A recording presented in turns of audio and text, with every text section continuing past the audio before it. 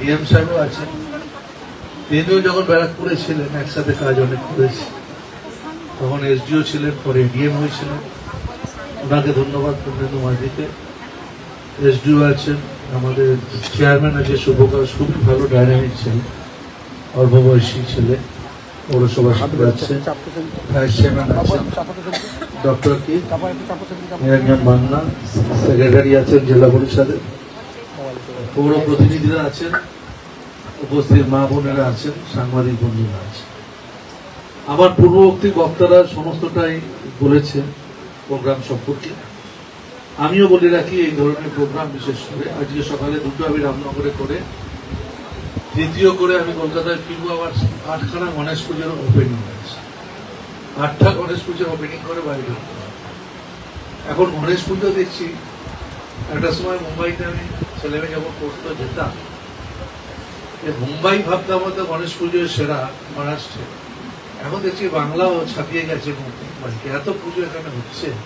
তারপর আস্তে আস্তে আমি দেখছিলাম অনেকগুলো পুজো, গণেশ পুজো তারা প্রস্তুতি নিচ্ছে। তা আমি মনে করি এই বাংলা কালচারের জায়গা, বাংলা কালচার, কৃষ্টি, সংস্কৃতি, এটা সম্পূর্ণ সকলের থেকে আলাদা। আমরা বাংলাকে নিয়ে গর্ববোধ করি, বাংলা ভাষায় কথা বলি। বাংলা ভাষা মানে আমরা বিদ্যাসাগরের জেলাতেই আছি আমরা বাংলা ভাষা বলতে আমরা রবীন্দ্রনাথ ঠাকুরকে বুঝি, বাংলা ভাষা বলতে আমরা নজরুল ইসলামকে বুঝি, রামকৃষ্ণ পরমহংসদেব, মহাসারদা, স্বামীজি, যে কথাগুলো বলছি, নেতাজি সুভাষচন্দ্র, এই মূর্তিগুলো আমরা বসিয়েছি। এবং এটা ভিআইপি রোড, লক্ষ লক্ষ মানুষ এয়ারপোর্টে যখন যায়, ম্যারাডোনাকেও যখন আমি এনেছিলাম, ম্যারাডোনার নিজের মূর্তি নিজের হাতে মূর্তি বসিয়েছিল। এটাও আজকে আমার কাছে একটা বিরাট ব্যাপার, পৃথিবীতে কোথাও নেই। আর ঘড়ি হয়েছে, এই সেইটা একজন ব্রিটেনের স্বামী স্ত্রী যা বলে গেল, সেটাও আমাকে একজন পাঠিয়েছে, দেখো তোমার ঘড়ি সম্পর্কে, বিগ বেন সম্পর্কে কি করছে। মার্টিনেজ যখন ওয়ার্ল্ড কাপ জিতলো, যখন মেসি আর মার্টিনেজের মধ্যে হচ্ছিল কে বেশি ক্রেডিট, দুজনেরই ক্রেডিট, ম্যারাডোনারও ক্রেডিট, আর মেসিরও ক্রেডিট আর মার্টিনেজেরও ক্রেডিট। মার্টিনেজ যদি বলটা না রক্ষা করতে, তাহলে ওয়ার্ল্ড কাপটা মেসির হাতে উঠত না। তারপর পরেই কিন্তু মার্টিনেজ এসেছিল, এবং মার্টিনেজকে আমি একটা শট মেরেছিলাম, আমি বুঝতে পারিনি ওই যে ঝাঁপিয়ে পড়ে বলটা সেভ করবে, এত প্রফেশনাল দেখলাম ঝাঁপিয়ে বলটা সেভ করেছে। রোনাল্ডিনিও কত পুজো এসেছিল। তা আমরা মনে করি সুযোগ থাকলে আমি প্লেয়ারদের নিয়ে আসে, আমি নিজে খেলাধুলাও ভালোবাসি। আর আমাদের টিমে মেয়েরা এখন ন্যাশনাল খেলছে, মেয়েরা ইন্ডিয়াতে 3 নম্বর এখন আমাদের মেয়েরা ছেলেরা প্রিমিয়ার খেলছে। এই কথাগুলো বললাম যেহেতু শুধু কাজ করালে। আর এই জেলাতেও প্রচুর ছেলে মেয়ে, বলছিলাম এই স্টেডিয়ামটাকে শুভকাশকে বলছিলাম এটা করো ভালো, এটা একটা বিরাট খেলার জায়গা হবে। আর আমরা তো বাংলায় বিশেষ করে সন্তোষ বিলাস চ্যাম্পিয়ন হয়েছি, মুখ্যমন্ত্রী তাদেরকে চাকরি দিয়েছেন, মুখ্যমন্ত্রী তাদের 50 লক্ষ টাকা দিয়েছেন। তা আমি মনে করি এখন ফুটবল খুব ভালো, যারা খেলছেন তারা ভালো, মেয়েরাও এখন ভালো ফুটবল হয়েছে। মেয়েরা এখন ওয়ার্ল্ডের মধ্যে 76 র্যাঙ্ক চলছে ইন্ডিয়া, ছেলেরা 100 কত চলছে। তা আমি মনে করি, আর হকিরও আমি এখন প্রেসিডেন্ট, হকিও আমি প্রমোট করছি। তা আমরা মনে করি যে আজকে যে কাজে এসেছি, আমাদের পাড়া আমাদের সমাজ। আমার জীবনে দেখুন, আমি 10 টাইম ইলেক্টেড হয়েছি, কাউন্সিলর 6 বছর, 4 বার বিধায়ক হয়েছে, 2 টাইম মিনিস্টার হয়েছে, একবার পার্লামেন্টে 2004 দিদি পাঠিয়েছিল বসিয়া, জিততে পারিনি, কিন্তু 3 লক্ষের ওপর ভোট করেছে। তা আমি মনে করি এই যে আমাদের পাড়া আমাদের সমাধান, দেখুন এই বিধায়করা যারা হয় কিংবা যারা সাংসদ হয়, তাদের হাতে ফান্ড থাকে, তারা কিছু টাকা যদি মনে করে একটা ডেভেলপের জন্য খরচা করবে, তারা রেকমেন্ড করে। যেমন আমি আমার বিধায়ক ফান্ড থেকে বলেছি যে কোথাও রাস্তা, কোথাও স্কুল, এটা করতে হবে, এটা আমাদের অধিকারের মধ্যে পড়ে। কিংবা পৌরসভার চেয়ারম্যানদের তাদের দায়িত্ব থাকে, কোথাও রাস্তা সারাবার, ড্রেন সারাবার, নিজেদের দায়িত্ব আছে, কাউন্সিলরদের সঙ্গে ফান্ডিং থাকে, তাদের সঙ্গে কথা বলে। কিন্তু এটা কোনোদিন দেখেছেন যারা ভোটার তারা নিজেরা বলতে পারে যে আমার পাড়ার এই রাস্তাটা আর এই ড্রেনটা হয়তো, কিংবা এখানে একটু পাঁচিলটা করে দিতে হবে, কিংবা একটা কালভার্ট সারাতে হবে, এটা কিন্তু আপনাদের বলবার অধিকার। যিনি দিয়েছেন তার নাম মমতা বন্দ্যোপাধ্যায়, তার বিকল্প ঠিক হয়।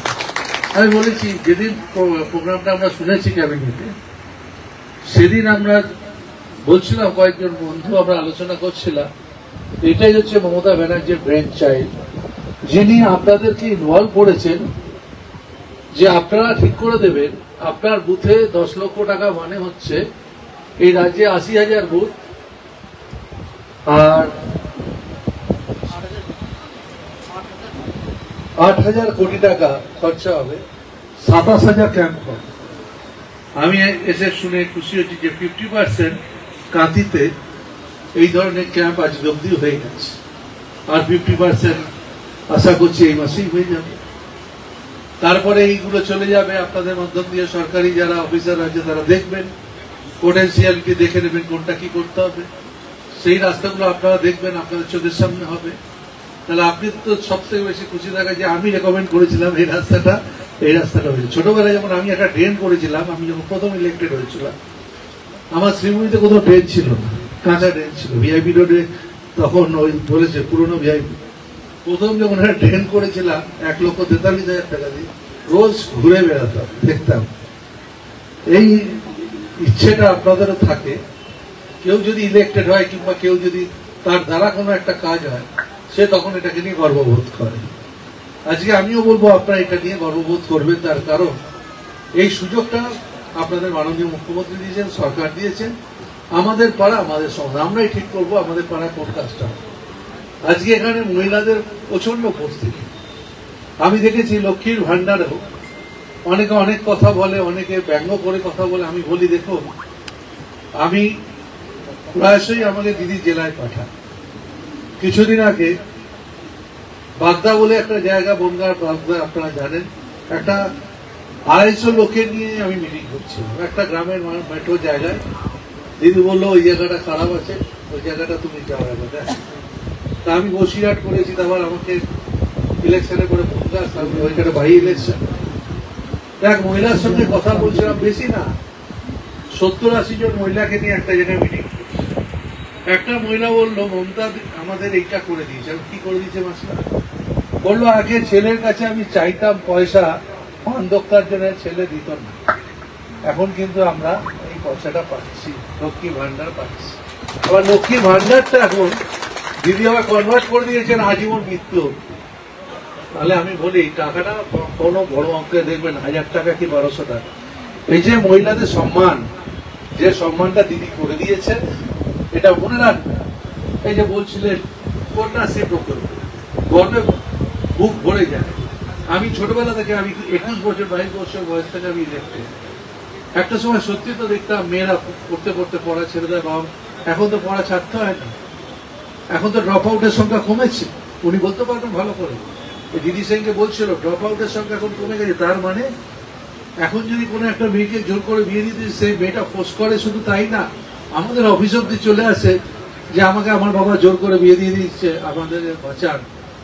আমরা সেখানে লেখাপড়ার ব্যবস্থাটা করে দিচ্ছি। তার কারণ এই সরকার মেয়েদের জন্য অনেকগুলো স্কিম, কন্যাশ্রী প্রকল্প, রূপশ্রী প্রকল্প, তারপর লক্ষ্মী ভান্ডার, কত প্রকল্প এই সরকার করেছে। প্রায় রাজ্যে 96টা প্রকল্প রাজ্যে চলছে। দুয়ারে সরকারের যেমন এখানে সুযোগ সুবিধা পাচ্ছে, স্বাস্থ্যসাথী যেমন পাচ্ছে, তেমনি বিভিন্ন স্কিমের সাথে আমাদের পাড়া আমাদের সমাধান স্কিমটা খুব দ্রুততার সাথে 6 মাসের মধ্যে ইমপ্লিমেন্ট, মানে ফেব্রুয়ারির মধ্যে কাজ শেষ হয়ে যায়। তাই আমি বলি এই প্রকল্পটায় আপনারা সবাই অংশগ্রহণ করুন। আর আমি বলি মাতৃশক্তি হচ্ছে বড় শক্তি। যে মায়েরা বসে আছে, ওই যে দুর্গাপুজোর কথা বললো, বাংলায় যে দুর্গাপুজো হয়, অনেকে বলে বেঙ্গল में दुर्गा पूजा होता नहीं, होता नहीं किधर होता है? बंगाल में होता नहीं तो दूसरा जगह में होता है।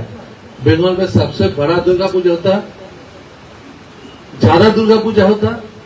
बाहर से लोग आते हैं बंगाल के दुर्गा पूजा देखने के लिए, বাইরে থেকে লোকেরা আসে, দেশ বিদেশের লোকেরা আসে। আমার আত্মীয় স্বজন বিদেশে আছে, তারা বলে তোমাদের পুজোটা কি? আর আমরা বলি কলকাতার পুজো আমরা দেখছি।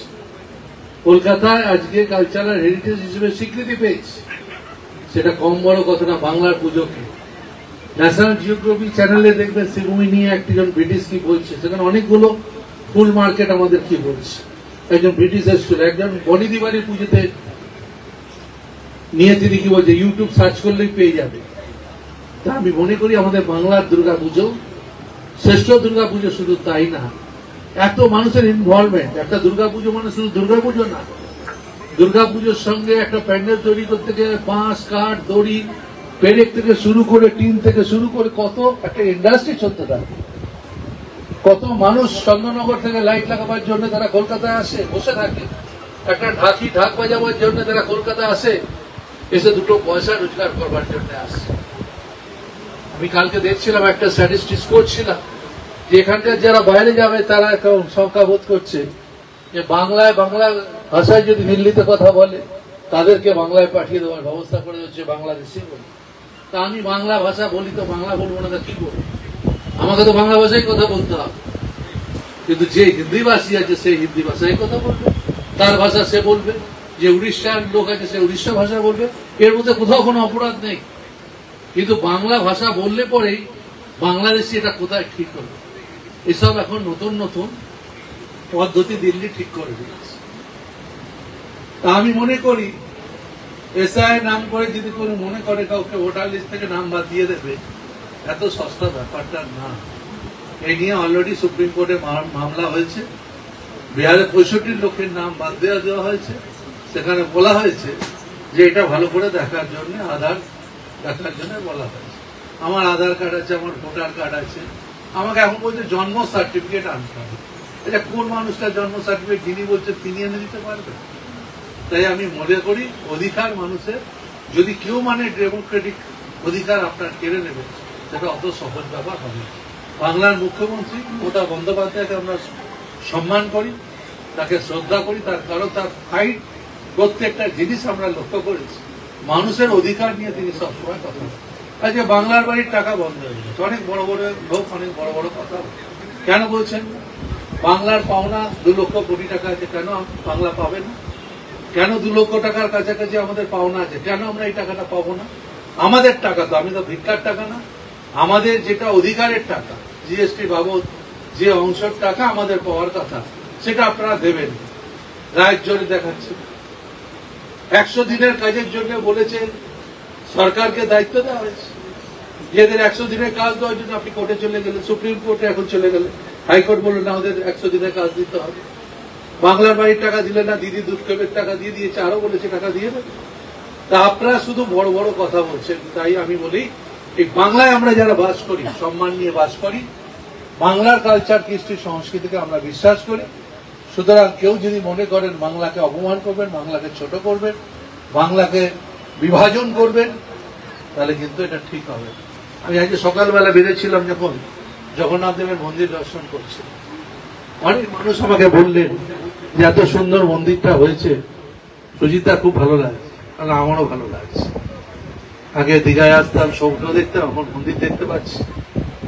হিন্দুকেরা অনেক কথা বলে, কিন্তু জেনারেল মানুষের কথা বলি, তারা কিন্তু মন্দিরটাকে প্রশংসা করছে। তার শুধু তাই না, এখানে ব্যবসা বাণিজ্য, সংস্কৃতি সবকিছু বেড়েছে। আমি তো দেখছিলাম দোকানগুলো ভিড়, ভালো লাগে। একটা দোকান ফাঁকা দেখতে ভালো লাগে না, দোকানে বেচাকেনা হলে ভালো লাগে। তাই আমি মনে করি বাংলায় থেকে অনেকে বাংলাকে বদনাম করার চেষ্টা করছে। আমি বলি রাজনীতি যে যা করতে পারে, এটা মানুষের অধিকারের টাকা, এটা নিয়ে কোনো বলি না। কে কোন পলিটিক্স করবে এটা নিয়ে, কিন্তু বাংলাকে নিয়ে যদি কেউ খারাপ কথা বলে, কুরুচিকর কথা কেউ বলে, তাহলে কিন্তু মেনে নেওয়া কখনো যায় না। আমি দেখেছি অনেক সময় দিদিকে এমন বাজে বাজে কথা বলে।